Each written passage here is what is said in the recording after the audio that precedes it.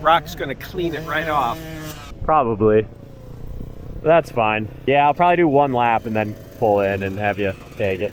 Yo, what is up, guys? Welcome back to the channel. Please excuse the new Insta360 X5 camera mounted on my handlebars. I was getting a little bit of pre-release footage, trying out some new angles and stuff. Full video review coming soon on that camera, but you guys are joining me today for one of the most chaotic motos I have ever had the displeasure of being a part of. I typically keep the vibes very light when we're at the practice track. I don't really let my temper flare or get mad at anybody.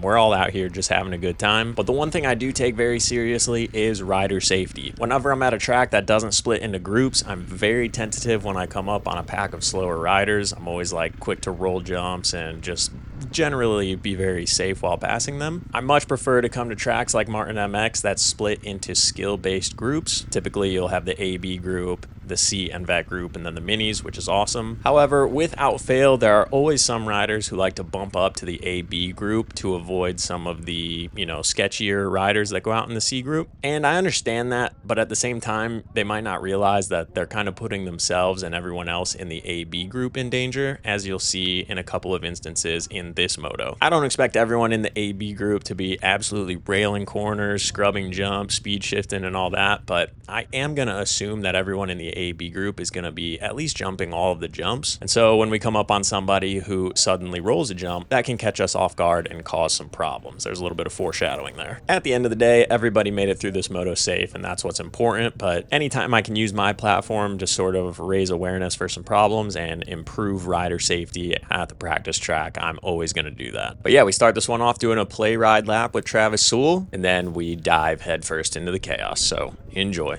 Recently watched your video with Kale at Coops. Yeah, on the two-strokes? I gotta say that's one of the coolest videos I've seen in a while. Appreciate it, man. I really enjoyed that. Everyone loves a good two-stroke.